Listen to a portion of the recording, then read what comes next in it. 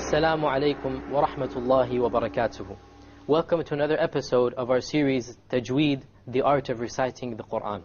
In a very beautiful hadith, the Prophet ﷺ gave us the parable of the believer who recites the Quran versus those who do not. The Prophet ﷺ said that the example of the mu'min, of the believer who recites the Quran, is like that of a citrus fruit.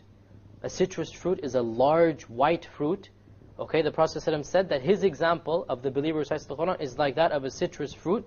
Its fragrance is sweet, and it is also sweet to eat. So the believer, when he is around other people, the people enjoy being with him. And they like his company.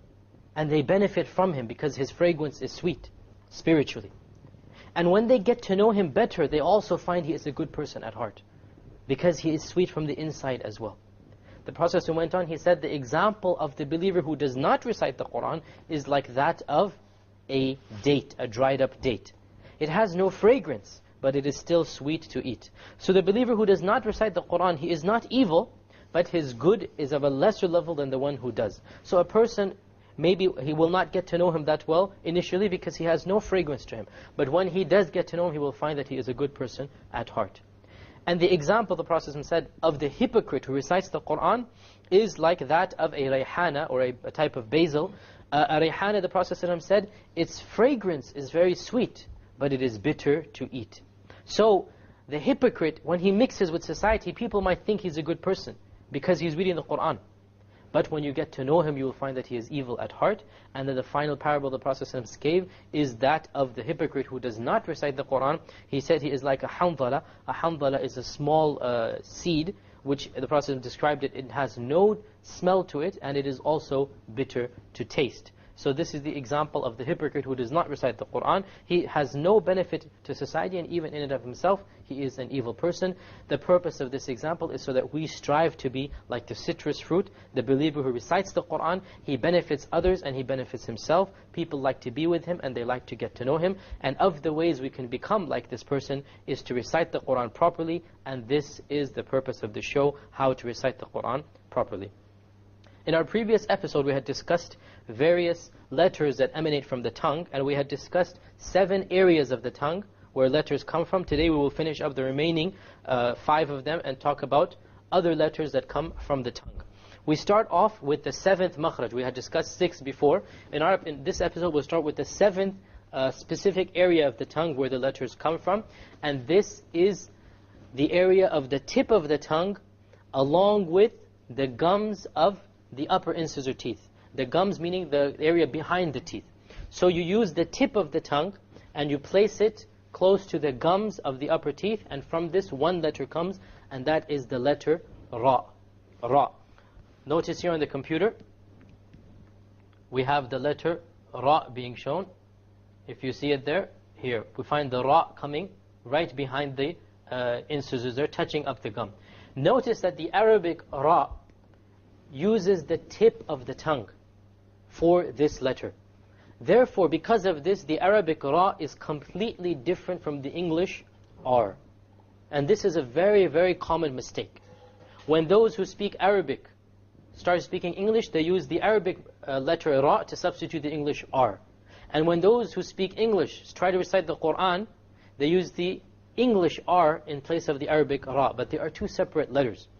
The English R comes from the middle of the tongue, whereas the Arabic Ra comes from the tip of the tongue, along with the incisors or the gum behind the incisors. Let me mispronounce some words for you so you know what I'm talking about. For example, the English word rail, as in a railroad.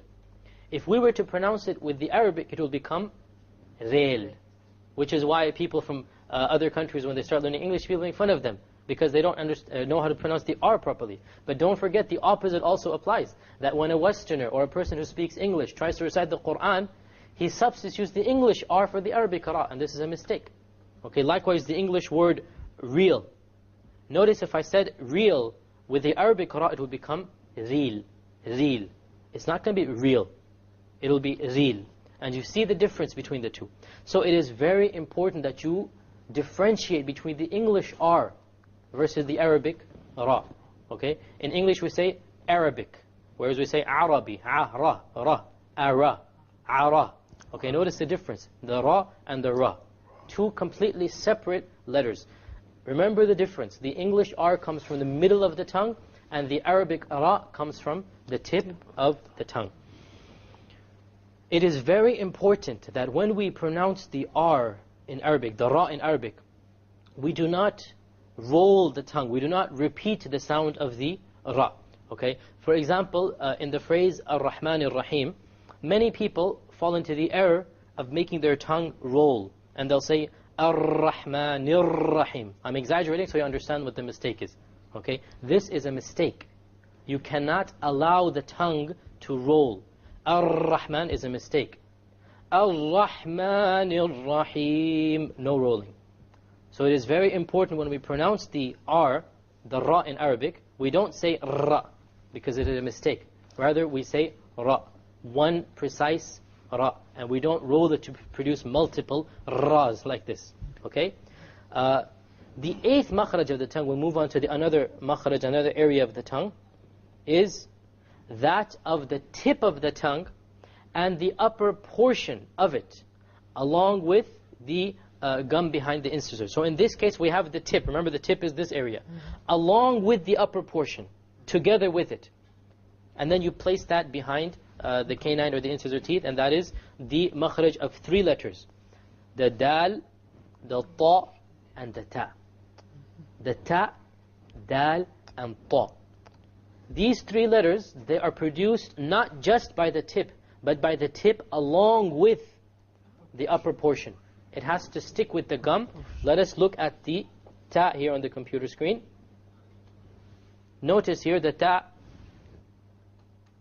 okay, it's coming right completely up to the gums and placing itself on the gums.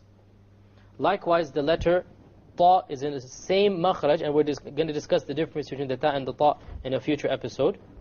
It's in the same area where the tip of the tongue goes and touches, along with the front part of it, touches the area behind the gums. Okay, so this is the eighth makhraj, the ta, the dal, and the ta. Once again, the dal is different from the English D. This is very similar, but it's still different. Okay, the dal is not an English D. Notice the word Adam. If we speak in a Western way, we say Adam. Adam, the Prophet Adam. When we speak in Arabic, we say Adam. Adam, Adam. There's a slight difference. The difference is that the English D only uses the tip. Okay? So when you try to pronounce the English D, you only use the tip. When you say the Arabic dal, you use the tip along with the upper portion. Okay? Da versus da. The ninth makhraj, the ninth area of the tongue, is the tip of the tongue as it connects with the gum behind the upper incisors and a slight gap. So this is the tip along with the gum behind the teeth, but there's a slight gap between the gum and the teeth.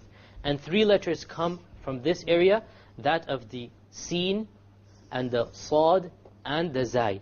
Okay? Sin, Sad, and Zai. Say after me, Sa. Notice where it's coming from. Everybody knows how to say Sa because it's a common sound in all the languages. Sa. The same area where the Sa comes from, the Za also comes from. Za. And the same area as the Sad. Sin, Sad, and Zai. These three letters occur when the tip of the tongue connects with the gum behind the upper incisors and there is a slight gap between them. Let us look at the computer screen here for the Sin.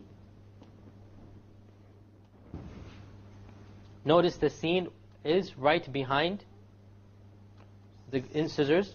So it is very close to the dal, ta, and ta, but it's a little bit gap there. Okay? Sa. There's a little bit gap between the tip and the actual gums. And we said three letters come from this area, the Sin, the Sad, and the Zai. This leads us to the final area of the tongue, and that is the upper surface of the tongue along with the tip of the two incisors. In this case, the tongue will actually go outside of the incisors, unlike in all of the other letters. Okay? And there are three letters that come from here, the Tha, the Dhal, and the Dha. Okay? Notice the tongue will be outside of the incisors by a millimeter if you like. Tha. Say Tha. Tha. Notice the tha, where is your tongue now? It's not inside as it was with the sin and all the other letters. It's actually outside a little bit. It's protruding by a very small amount. Tha. Okay? Let us look at the computer visualization of that. Here. Notice, very clearly you see the tongue moving outside of the incisors in the tha. Okay? The same applies to the dhal. For the dhal as well, we find that the tongue actually goes outside. So the difference then between the za and the dhal, again, many people mess this up. The difference between that is that the zai occurs where? Inside the mouth, by touching the gums. Whereas the dhal, the tongue will be outside of the mouth. Okay? And the same applies with the dha and the tha. Okay? So these are the 10 makharij, or the 10 areas of the tongue where letters come from. As a practice recitation, let me recite to you Surah Al-Zilzal. You will find a lot of these letters there. And listen to me and see where these letters come from. Surah Al-Zilzal is the 99th surah in the Quran. أعوذ بالله من الشيطان الرجيم بسم الله الرحمن الرحيم. Notice the 2 R's with the shadda on them in the Rahman. I didn't roll them. Remember we talked about we're not allowed to roll them. Had I rolled them, it would have sounded like Bismillahir Rahmanir Rahim. Or even if you do it a little bit, it is a mistake. Now this is a very difficult thing to correct. Many people say that when they recite, they say Ar-Rahmanir Rahim. They just have a little bit of rolling. This is a mistake. And it needs to be cut out completely. And this requires lots of practice. Even I sometimes, if I'm tired, sometimes I'll also roll it accidentally. Because it really requires a practice of the tongue. Okay? Bismillahir Rahmanir Rahim. إِذَا زُلْزِلَتِ الْأَرْضُ زِلْزَالَهَا. Notice the dhal and the zai. إِذَا زُل. The dhal, my tongue is outside. إِذَا, and then when I get to zul, the tongue goes inside. And again, this is a very common error. You have many people say إِذَا زُل or إِذَا ذُل. They forget the difference between the dhal and the zai. إِذَا زُلْزِلَتِ الْأَرْضُ. The dad we did in last episode, and remember the dad comes from one entire edge of the tongue. And that is inside the mouth as well. إِذَا زُلْزِلَتِ الْأَرْضُ زِلْزَالَهَا وَأَخْرَجَتِ الْأَرْضُ أَثْقَالَهَا وَقَالَ الْإِنسَانُ مَا لَهَا يَوْمَئِذٍ تُحَدِّثُ أَخْبَارَهَا بِأَنَّ رَبَّكَ أَوْحَى لَهَا. Notice the ras again. أَخْبَارَهَا, not أَخْبَارَهَا, which is the way that many Westerners would do it. The R and the Ra. أَخْبَارَهَا versus أَخْبَارَهَا, which is the wrong way. يَوْمَئِذٍ تُحَدِّثُ أَخْبَارَهَا بِأَنَّ رَبَّكَ أَوْحَى لَهَا. Notice the ha and the ha. We covered this in a previous episode as well. What is the difference? Who can remind me? The ha comes from where? The lowest. No, from the middle. No, not the lowest. The middle. The ha comes from the middle. What comes from the lowest? The ha. Exactly. Okay. So listen to it again. بِأَنَّ رَبَّكَ أَوْحَى لَهَا. أَوْحَى لَهَا. The ha comes from lower and the ha comes from higher. يَوْمَئِذٍ يَصْدُرُ النَّاسُ أَشْتَاتًا لِيُرَوْا أَعْمَالَهُمْ فَمَنْ يَعْمَلْ مِثْقَالَ ذَرَّةٍ خَيْرًا يَرَهُ وَمَنْ يَعْمَلْ مِثْقَالَ ذَرَّةٍ شَرًّا يَرَهُ. Notice all of the ras here. ذَرَّ خَيْرًا ذَرَّةٍ شَرًّا. No rolling. As I'm trying to do now to show you the mistake. ذَرَّ, no. Okay? ذَرَّةٍ ذَرَّةٍ. You make sure there is no rolling of the R. This is a very common mistake. And as I said, it is something which requires practice, and it requires someone to listen to you to make sure that you don't fall into that mistake. With this, we come to the conclusion of today's episode. Until next time, we hope to see you then. Wassalamu alaikum wa rahmatullahi wa